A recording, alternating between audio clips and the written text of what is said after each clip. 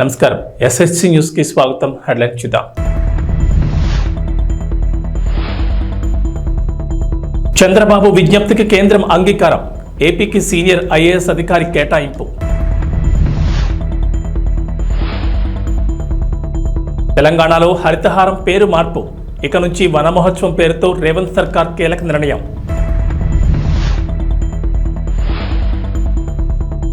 తెలంగాణకు rain alert. పలు జిల్లాల్లో భారీ వర్షాలు, ఎల్లో అలర్ట్ జారీ. కేంద్రంలో అధికారంలో ఉన్న ఎన్డీఏ కూటమిలో కీలక భాగస్వామిగా ఉన్న తెలుగుదేశం పార్టీ తనకు కావలసిన వాటిని సాధించుకుంటోంది.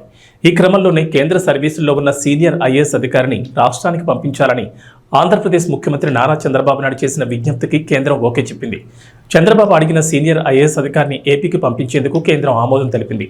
కేంద్రంలో విధులు నిర్వర్తిస్తున్న మరికొందరు ఐఏఎస్ అధికారులు కూడా త్వరలోనే రాష్ట్రానికి రానున్నట్లు తెలుస్తోంది. సీనియర్ ఐఏఎస్ అధికారి పీయూష్ కుమార్ ఆంధ్రప్రదేశ్కు తిరిగి వచ్చారు. పీయూష్ కుమార్ను కేంద్ర సర్వీసుల నుంచి రిలీవ్ చేస్తూ కేంద్ర సిబ్బంది మరియు వ్యవహారాల శాఖ తాజాగా ఉత్తర్వులు జారీ చేసింది. కేంద్రంలో పనిచేస్తున్న ఏపీ క్యాడర్ అధికారులను రాష్ట్రానికి పంపాలని ఇటీవలే డీఓపీటీకి ఏపీ సీఎం నారా చంద్రబాబు నాయుడు లేఖ రాశారు. ప్రస్తుతం కేంద్రంలో కామర్స్ అండ్ ఇండస్ట్రీస్ శాఖ అదనపు సెక్రటరీగా పీయూష్ కుమార్ విధులు నిర్వహిస్తున్నారు. ఆంధ్రప్రదేశ్ రాష్ట్ర ఆర్థిక శాఖ బాధ్యతలను పీయూష్ కుమార్కు అప్పగించే అవకాశాలున్నాయి. పీయూష్ కుమార్ మాత్రమే కాకుండా త్వరలో కేంద్రంలో పనిచేస్తున్న మరికొందరు సీనియర్ ఐఏఎస్లను కూడా ఏపీకి తిరిగి తీసుకొచ్చేందుకు చంద్రబాబు ప్రయత్నాలు చేస్తున్నారు. అరెస్ట్ అయ్యాడని ప్రచారం జరిగిన వైసీపీ నేత, ఆ పార్టీ సోషల్ మీడియా కార్యకర్త వైఎస్ భారతి పిఏ వర్ర రవీందర్ రెడ్డి నిన్న పులివెందులలో జగన్ వద్ద కనిపించారు. పులివెందులు వచ్చిన జగన్ను కలిసేందుకు పార్టీ కార్యకర్తలు పెద్ద ఎత్తున క్యాంపు కార్యాలయానికి తరలివచ్చారు. రవీందర్ రెడ్డి మధ్యాహ్నం నుంచి రాత్రి వరకు అక్కడే ఉన్నారు. వైసీపీ అధికారంలో ఉండగా రవీందర్ రెడ్డి గత 2-3 ఏళ్లుగా టీడీపీని, ఆ పార్టీ నేతలను టార్గెట్గా చేసుకుని అసత్య పోస్టులతో సోషల్ మీడియాను ముంచెత్తారు. చివరికి జగన్ సోదరి షర్మిల, వివేక కుమార్తె సునీతను సైతం వదలలేదు. చంద్రబాబు, పవన్ కళ్యాణ్, లోకేష్ పైన అసభ్య పదజాలంతో వ్యతిరేక పోస్టులు పెట్టారు. రవీందర్ రెడ్డిపై ఏపీ, తెలంగాణలోనూ కేసులు నమోదయ్యాయి. సునీత ఫిర్యాదుపై సైబరాబాద్ పోలీసులు కేసు నమోదు చేశారు. షర్మిల కూడా ఆయనపై ఫిర్యాదు చేశారు. ప్రస్తుత మంత్రి మంగళపూడి అనితపై 2 ఏళ్ల క్రితం అసభ్య పదజాలంతో సోషల్ మీడియాలో పోస్టులు పెట్టారు. ఆమె ఫిర్యాదు మేరకు ఏపీ సిఐడి పోలీసులు కూడా కేసు నమోదు చేశారు. వైఎస్ఆర్ కాంగ్రెస్ పార్టీ అధినేత, మాజీ ముఖ్యమంత్రి వైఎస్ జగన్మోహన్ రెడ్డిపై ఏపీ మంత్రి నారా లోకేష్ తీవ్రస్థాయిలో మండిపడ్డారు. ఏలూరు, శ్రీకాకుళం, నెల్లూరు, అన్నమయ్య జిల్లాలో నిర్మిస్తున్న వైసీపీ కార్యాలయాల ఫోటోలను తన ఎక్స్ ఖాతాలో షేర్ చేసిన లోకేష్, ఆంధ్రప్రదేశ్ రాష్ట్రం నీ తాత రాజారెడ్డి జాగీరా అని ప్రశ్నించారు. వైసీపీ కార్యాలయాల కోసం 26 జిల్లాల్లో 42 ఎకరాలకు పైగా భూములను 1000 నామమాత్రపు లీజుకు 33 ఏళ్లకు కేటాయించుకున్నారని ధ్వజమెత్తారు. జనం నుంచి దోచుకున్న 500 కోట్లతో ప్యాలెస్లు కట్టుకుంటున్నారని ఆగ్రహం వ్యక్తం చేశారు. నీ ఒక్కడి భూదాహానికి కబ్జా అయిన 600 కోట్లకు పైగా విలువైన 42 ఎకరాల్లో 4200 మంది పేదలకు సెంటు స్థలాలు ఇవ్వచ్చు. నీ విలాసాల ప్యాలెస్ల నిర్మాణానికి అయ్యే 500 కోట్లతో 25,000 మంది పేదలకు ఇళ్లు కట్టివచ్చు. ఏంటి ప్యాలెస్ల పిచ్చి అని ప్రశ్నించారు. నీ ధనదాహానికి అంతే లేదా అని లోకేష్ మండిపడ్డారు. విజయవాడ కనకదుర్గ అమ్మవారి దర్శనానికి నేడు తెల్లవారుజామున కాలినడకన రాజధాని రైతులు బయలుదేరి వెళ్లారు. పొంగళ్ళు చేసి నెత్తిన పెట్టుకుని తొల్లూరు నుంచి కనకదుర్గ అమ్మవారి గుడికి వెళ్లి అక్కడ తమ మొక్కులు తీర్చుకున్నారు. ఎన్డీఏ ప్రభుత్వం అధికారంలోకి వచ్చి అమరావతి నిర్మాణం సాకారమవుతుండటంతో తమ మొక్కులను చెల్లించుకోవాలని అమరావతి రైతులు, రాజధాని పరిసర గ్రామాల రైతులు అమ్మవారి దర్శనానికి బయలుదేరారు. ఈ పాదయాత్రలో రాజధాని 29 గ్రామాల రైతులు పాల్గొన్నారు. 2020 జనవరి 10వ తేదీన గత ప్రభుత్వ హయాంలో అమరావతి ఏకైక రాజధానిగా నిలవాలని మొక్కుకునేందుకు ఇదే విధంగా వెళ్లిన రైతులపై అప్పటి జగన్ సర్కార్ లాఠీచార్జ్ చేయించడం, అదేవిధంగా వారిని అడ్డుకునేందుకు దారి పొడవునా రోడ్డుకు అడ్డంగా ఇనుప కంచెలు ఏర్పాటు చేయడంతో పాటు రాయపూడి పెట్రోల్ బంక్ వద్ద అప్పటి జిల్లా ఎస్పీ విజయరావు భారీగా పోలీసులను మోహరించి ఆయనే స్వయంగా లాఠీలతో రైతులపై విరుచుపడ్డారు. నాటి సంగతులను గుర్తు చేసుకుంటూనే నేడు పాదయాత్రగా అమ్మవారి ఆలయానికి బయలుదేరిన అమరావతి రైతులు కూటమి అధికారంలోకి రావడంతో రాజధాని నిర్మాణాలు పునఃప్రారంభం కావడంతో సంతోషం వ్యక్తం చేశారు. ఆంధ్రప్రదేశ్ అమ్మ దయ ఉంటే అన్నీ ఉన్నట్లే. ఈరోజు అమ్మ దయ ఉంది కాబట్టే రాష్ట్రాన్ని అభివృద్ధి పదంలో ముందుకు నడిపే నాయకుడు సింహాసనాన్ని అధిష్ఠించాడు. ఒకప్పుడు ఈ రాష్ట్రాన్ని 3 రాజధానులను ఒక అనాలోచిత నిర్ణయం తీసుకున్న ముఖ్యమంత్రి గారు మమ్మల్ని ఏం పట్టించుకోకుండా నడి రోడ్డున నిలబెట్టినప్పుడు అమ్మకు చెప్పుకుందాం మా బాధనని వెళ్తుంటే ఇదే రోడ్డును మా మీద అన్యాయంగా లాఠీచార్జ్, పోలీసులను పెట్టి అన్యాయంగా లాఠీచార్జ్ చేసి ఒక దమనకాండం చేయించారు. ఆ రోజు మా రక్తాన్ని కళ్ళ చూసింది వైసీపీ ప్రభుత్వం. ఇదే రోజు అమ్మ దయ ఉంది కాబట్టే, అమ్మ బిడ్డలు కాబట్టే ఆయన కూడా అమ్మ బిడ్డే ఒక అవకాశం ఇచ్చింది అమ్మ. ఈ 5 ఏళ్లలో తప్పుల్ని తెలుసుకొని మారతాడేమోనని, అయినా ఎప్పటికీ మారక ఈ 5 సంవత్సరాలు రాష్ట్రాన్ని అంధకారంలో నిలబెట్టేశాడు. కాబట్టి అమ్మ ఎలా బుద్ధి చెప్పాలో అలా చెప్పింది. ఈరోజు 5 కోట్ల ఆంధ్రుల ద్వారా ఓటుతో ఆ ప్రభుత్వాన్ని గద్దె దింపింది. కాబట్టి వారందరికీ ధన్యవాదాలు తెలియజేసుకుంటూ, అలాగే ఇంకా రాష్ట్రాన్ని కాపాడినటువంటి ఈ ముగ్గురమ్మల మూల పుట్టమ్మ బెజవాడ కనకదుర్గమ్మ తల్లికి పాదయాత్రగా మేము కాలినడకన ఇంద్రకీలాద్రి చేరుకుని అమ్మవారికి ధన్యవాదాలు తెలియజేసుకుని మా శక్తి కొలది ఈ చీర సార సమర్పిస్తున్నాము. కాబట్టి అందరూ కూడా రాష్ట్రం సుభిక్షంగా ఉంటుంది, రాష్ట్ర ప్రజలందరూ సుఖ సంతోషాలతో ఉంటారని మేమంతా నమ్ముతున్నాం అమ్మ దయతో. జై దుర్గా, జై దుర్గా, జై భవానీ, వస్తున్నామమ్మ, వస్తున్నామమ్మ, కరుణించమ్మా, కరుణించమ్మా. ఎమ్మెల్యే పదవి కాలం ఎటువంటి ఒడిదుడుకులు లేకుండా 5 ఏళ్ల పాటు విజయవంతంగా ముందుకు సాగాలని, నియోజకవర్గం అన్ని విధాలా అభివృద్ధి చేసేందుకు ఎమ్మెల్యే కొలికపూడి శ్రీనివాస్ తీసుకునే చర్యలకు ఆ దేవదేవుడు చల్లని ఆశీర్వాదాలు అందజేయాలని కుటుంబ సభ్యులకు ఆశీర్వాదాలు అందజేశారు వేద పండితులు. ఈ సందర్భంగా ఎమ్మెల్యే దంపతులకు బొట్టు పెట్టి హారతి అందించి గోత్రనామాలతో ప్రత్యేక పూజాభిషేకాలు నిర్వహించి భక్తులకు తీర్థ ప్రసాదాలు అందజేశారు వేద పండితులు. ఎమ్మెల్యే కొలికపూడి దంపతులతో పలువురు దంపతులు శ్రీ వెంకటేశ్వర స్వామి వారి వివాహ మహోత్సవంలో భాగంగా పీటలపై కూర్చున్నారు. ఈ ఆధ్యాత్మిక కార్యక్రమానికి నియోజకవర్గ వ్యాప్తంగా అధిక సంఖ్యలో భక్తజనులు పాల్గొని వెంకటేశ్వర స్వామి వివాహ వేడుకను భక్తి శ్రద్ధలతో తిలకించారు. ఈ సందర్భంగా భక్తులకు అల్పాహార విందు ఏర్పాటు చేశారు.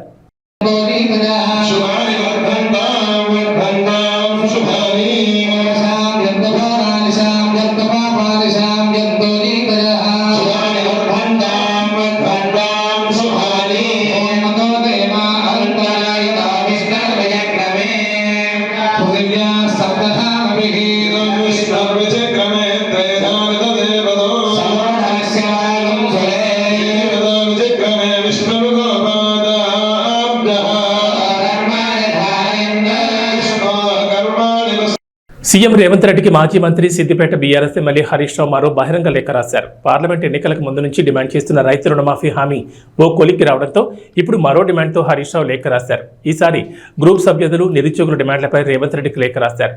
గ్రూప్ సభ్యులు నిరుద్యోగుల ఆందోళన ఆవేదనను కాంగ్రెస్ ప్రభుత్వం అర్థం చేసుకుంటుందని ఆశించామని, కేబినెట్ భేటీలో వారికి న్యాయం చేసేలా నిర్ణయాలు తీసుకుంటారని ఎదురుచూశామని హరీష్ రావు తెలిపారు.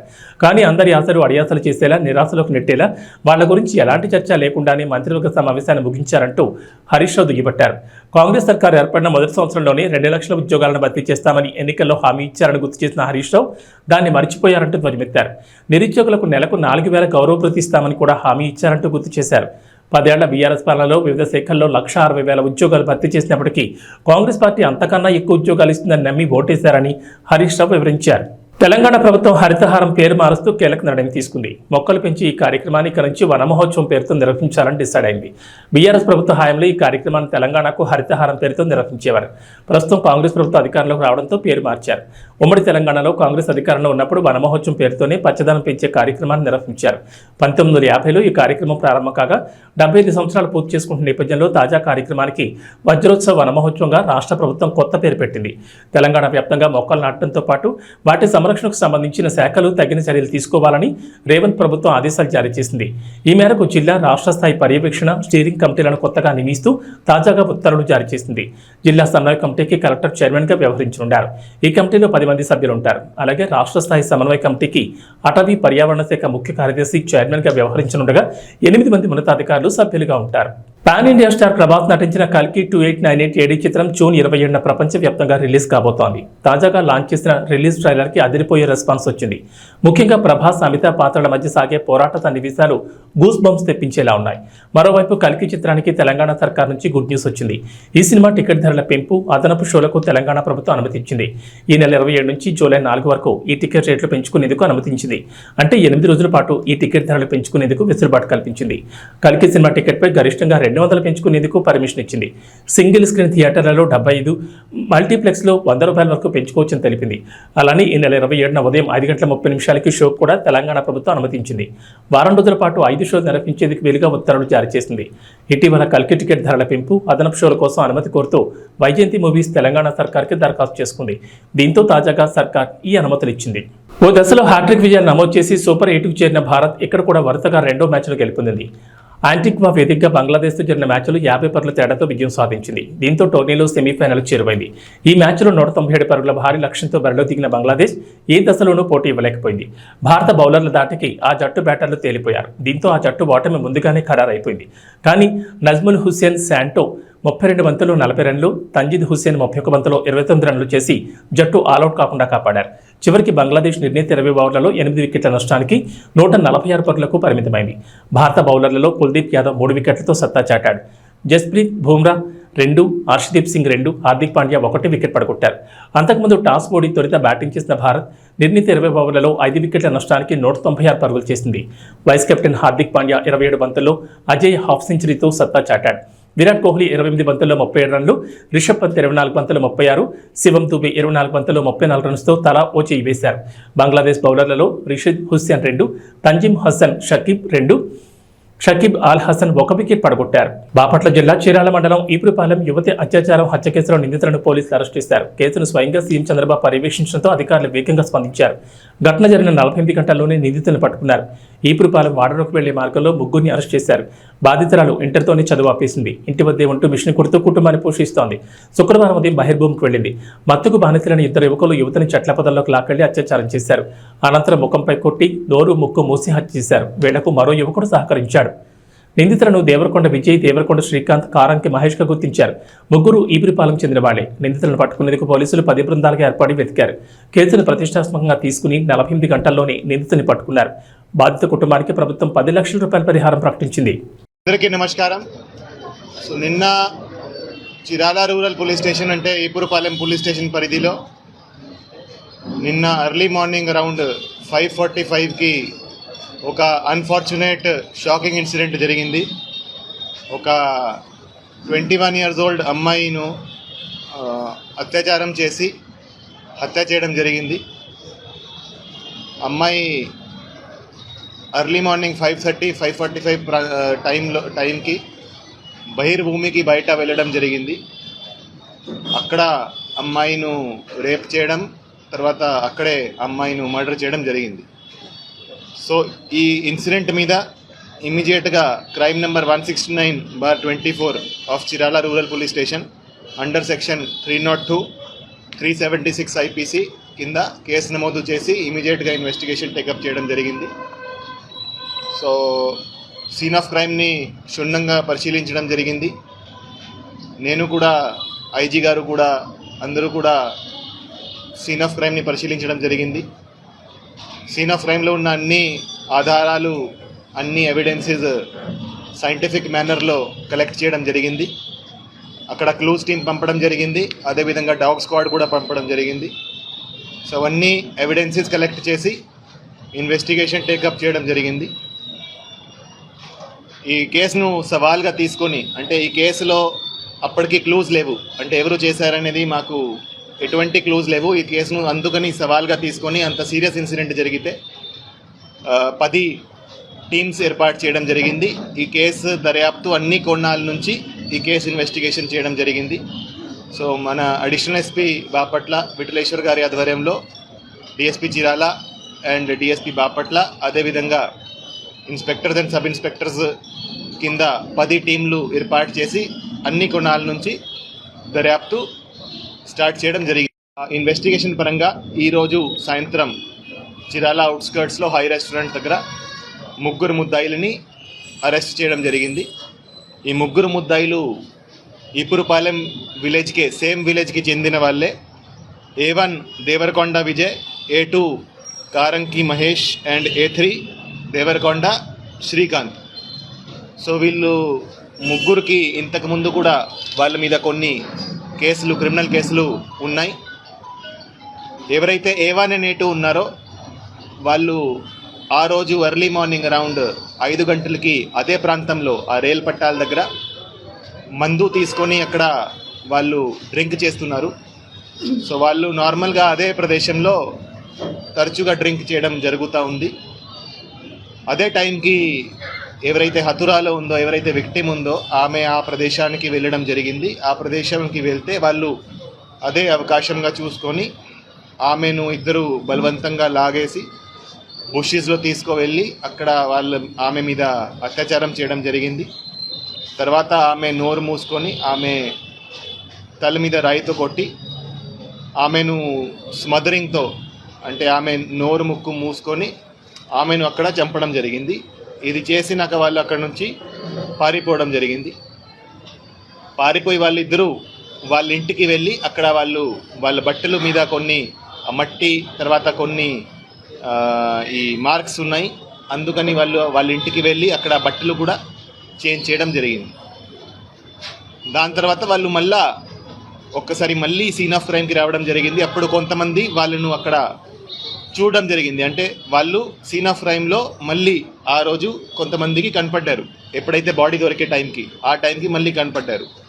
సో అందుకని మాకు వాళ్ళ మీద కూడా అనుమానం వచ్చింది. వాళ్ళ మీద ఇంతకుముందు పాత కేసులు కూడా ఉన్నాయి కాబట్టి వాళ్ళను అరెస్ట్ చేసి విచారిస్తే వాళ్ళు ఈ క్రైమ్కి కన్ఫెస్ చేయడం జరిగింది, వాళ్ళే చేశారని. సో ఎవరైతే A1 and A2 ఉన్నారో వాళ్ళు ఇద్దరు కలిసి ఆమెను బలవంతంగా అత్యాచారం చేయడం జరిగింది. ప్రకాశం జిల్లా టంగుటూరులో కొండేపి నియోజకవర్గంలో అత్యధిక మెజార్టీతో గెలిచిన మంత్రి స్వామికి కొండేపిలో టీడీపీ విజయాన్ని కృషి చేసిన రాష్ట్ర కార్యనిర్వాహక కార్యదర్శి దామచర్ల సత్యాకు ఘన సన్మాన కార్యక్రమం చేపట్టారు టంగుటూరు మండలం టీడీపీ నాయకులు. ఈ సందర్భంగా మంత్రి స్వామి మాట్లాడుతూ అసెంబ్లీలో తాను కూర్చుని పోరాటం చేసిన కుర్చీలోనే జగన్ కూర్చున్నాడని, చేసిన పాపాలు అరాచకాలతో మొహం చల్లలేక ప్రమాణ స్వీకారం చేసిన వెంటనే ఆ కుర్చీలో కూడా కూర్చోకుండా ఆయన బయటకు వెళ్లిపోయారని, ఇదంతా దేవుడు రాసిన స్క్రిప్ట్ అని మంత్రి డోలా బాలవీరాంజన స్వామి జగన్ ఎద్దేవా చేశారు.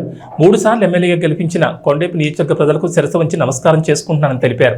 అనంతరం మండల నాయకులు మంత్రికి శాలువాలు పూలమాలతో సత్కరించారు.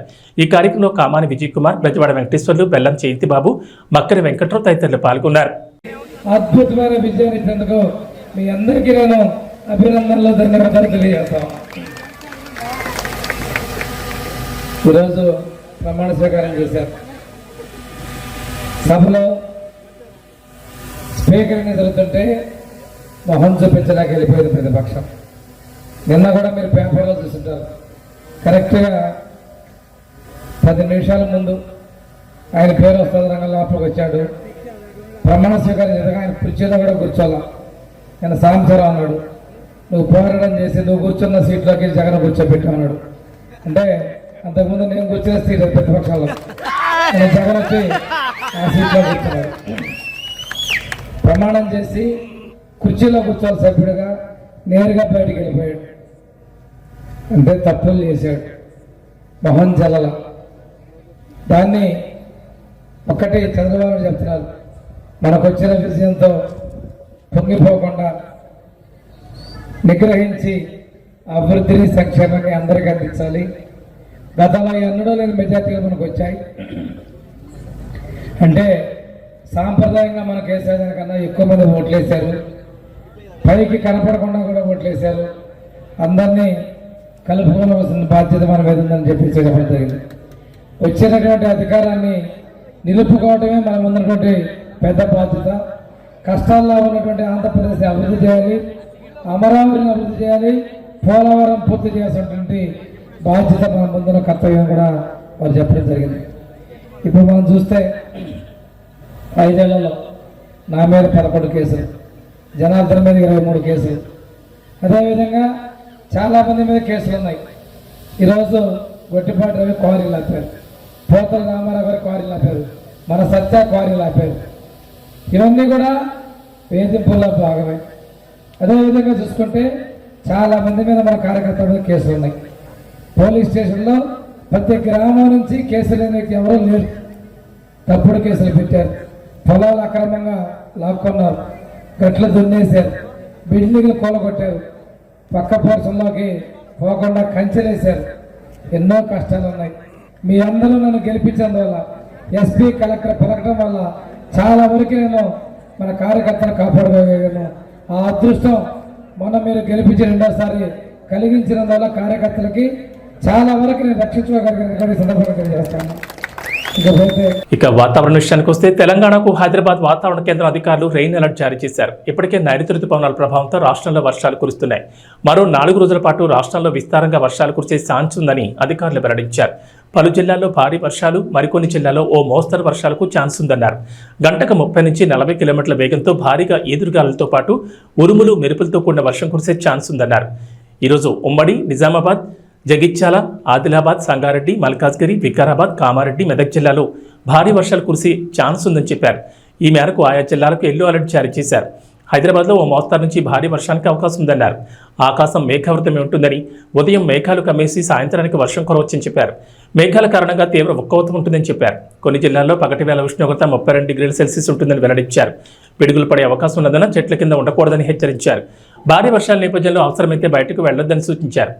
ఇదిలా ఉండగా గత 24 గంటల్లో తెలంగాణ వ్యాప్తంగా పలు జిల్లాల్లో ఓ మోస్తరు నుంచి భారీ వర్షాలు కురిశాయి. ఏబీ బులెటిన్ విశేషాలు. నమస్కారం.